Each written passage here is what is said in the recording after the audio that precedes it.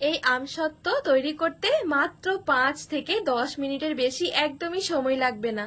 না কোনো রকমের রোদে দেওয়ার ঝামেলা থাকবে, না ফ্যানের নিচে রেখে ঘন্টার পর ঘন্টা শুকাতে হবে। ইনস্ট্যান্ট মাত্র 5 থেকে 10 মিনিটের মধ্যেই তৈরি করে আবার খেয়েও নিতে পারবেন।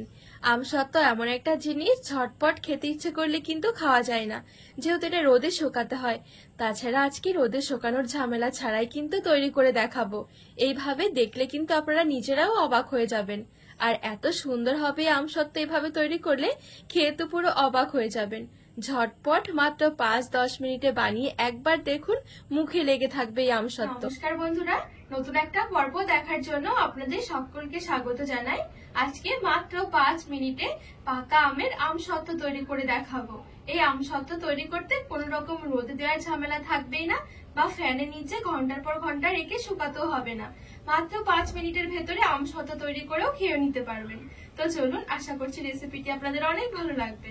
তো আজকের এই আমসত্ত্ব তৈরি করার জন্য আমি এখানে 1 কিলো পাকা আম নিয়েছি।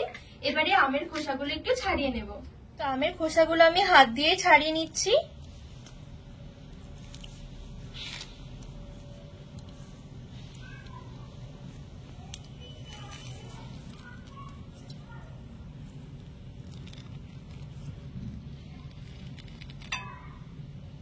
এই দেখুন, খুব সুন্দরভাবে খোসাগুলো ছাড়িয়ে নিয়েছি।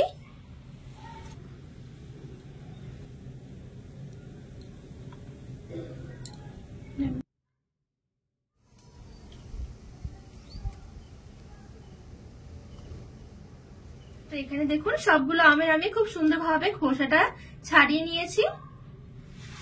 এবারে বাটির মধ্যে চালনি বসে এই আমগুলো নিয়ে এইভাবে করে একটু ঘষে নেব।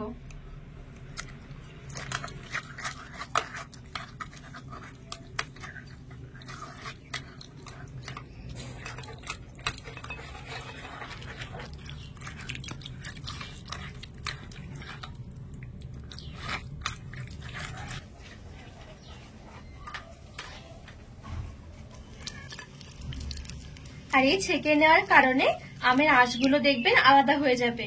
এইগুলো আমসত্ত্বের মধ্যে পড়লে খেতে ভালো লাগবে না, তো সেই জন্য অবশ্যই একটু আমটাকে এরকম করে একটু ছেঁকে নেবেন।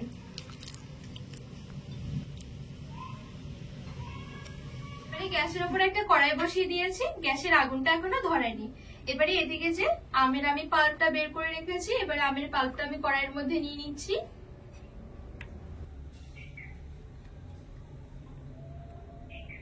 তো সবটুকু আমের পাল্প আমি কড়াইয়ের মধ্যে নিয়ে নিয়েছি। দিয়ে দিচ্ছি এবারে সামান্য একটু লবণ, আমি এখানে বিট লবণ নিয়েছি। আর দিয়ে দিচ্ছি হাফ কাপ চিনি।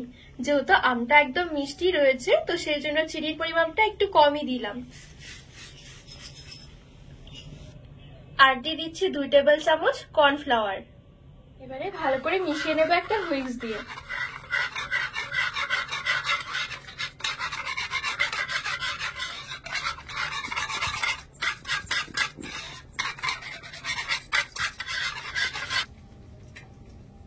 তো এখানে যখন সবকিছু খুব ভালোভাবে মেশানো হয়ে যাবে, এবার আমি গ্যাসের আঁচটা ধরিয়ে দিচ্ছি। আর গ্যাসের আঁচটা মিডিয়াম থেকে লো আঁচের মাঝামাঝি রেখে দেব। আর সমানে নেড়ে ছেড়ে একটু পাক দিতে থাকবো।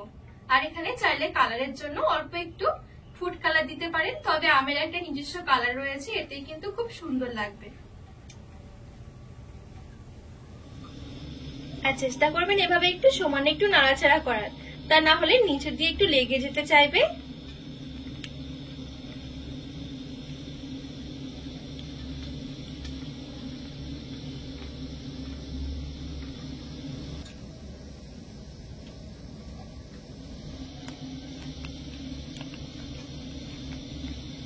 আর এটা দেখবেন যত সময় যাবে একটু থকথকে হতে শুরু করবে, আর কালারটাও অনেকটা সুন্দর হয়ে যাবে।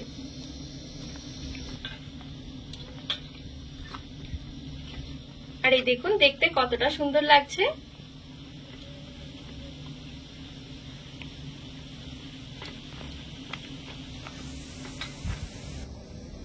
আর এটা হতেও দেখবেন একদমই সময় লাগবে না, অল্প সময়ের মধ্যেই রেডি হয়ে যাবে।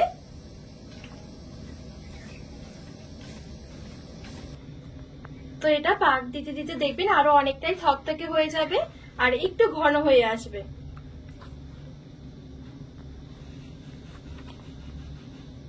আর কড়াই থেকেও দেখবেন হালকা করে এরকম ছাড়তে শুরু করবে। দেখুন, এবারে গ্যাসের আঁচটা বন্ধ করে দিচ্ছি। তো আমসত্ত্বটা সেট করার জন্য আমি এদিকে একটা স্টিলের থালা নিয়েছি, থালার মধ্যে অল্প একটু তেল দিয়ে দিচ্ছি। তেলটা ভালো করে চারদিকে লাগিয়ে নিচ্ছি।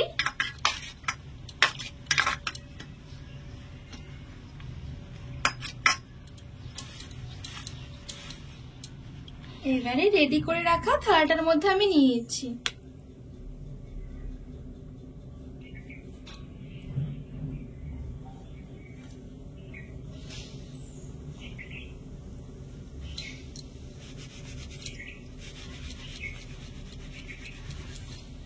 দেখুন খুব সুন্দরভাবে থালার চারদিকে আমি ছড়িয়ে নিয়েছি।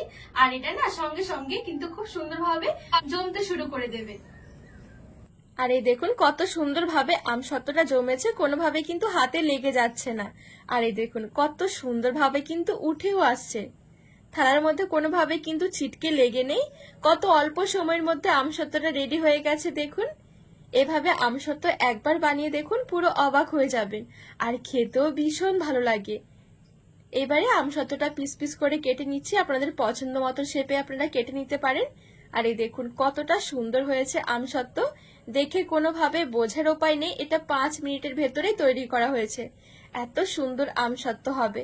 এভাবে একবার তৈরি করে দেখুন, দেখবেন অন্যভাবে আর আমসত্ত্ব তৈরি করতে আর ইচ্ছেই হবে না। তো এরকম আমি একটু চৌকো চৌকো করে আমসত্ত্বগুলো কেটে নিচ্ছি। এই আমসত্ত্বগুলো আপনারা একটা এয়ারটাইট কন্টেনারে ভরে নর্মাল ফ্রিজের মধ্যে রেখে দিতে পারেন, 3 থেকে 4 মাস মতন ভালো থাকবে। আর এই দেখুন কতটা সুন্দর হয়েছে আমসত্ত্বগুলো। এভাবে একবার বানিয়ে খেয়ে দেখুন, পুরো মুখে লেগে থাকবে। এত সহজে যে আমসত্ত্ব তৈরি করা যায় না দেখলে বিশ্বাসই হবে না। এখন প্রচুর পাকা আম পাওয়া যায়, যদি থেকে থাকে ঘরে পাকা আম এভাবে বানিয়ে দেখুন, বাড়ির ছোট থেকে বড় সবারই ভীষণ পছন্দ হবে। তো এখানে আমি আমসত্ত্ব প্লেটের মধ্যে তুলে নিয়ে সাজিয়ে নিয়েছি। এবারে চলুন একটু দেখাই যে আমসত্ত্ব ভেতর থেকেও কেমন হয়েছে। এই দেখুন এত ভালো লাগে খেতে, এত সুন্দর আমের একটা ফ্লেভার পাওয়া যায়, ভীষণ মজার হয় খেতে। আর দেখতেও কতটা সুন্দর হয়েছে দেখুন, একদম লোভনীয়। তো বন্ধুরা, আজকে এই পাকা আমের আমসত্ত্ব রেসিপি আপনাদের কেমন লেগেছে অবশ্যই কিন্তু কমেন্ট করে জানাবেন। আর রেসিপি ভালো লাগলে চ্যানেলটিকে সাবস্ক্রাইব করে পাশে থাকার অনুরোধ রইল।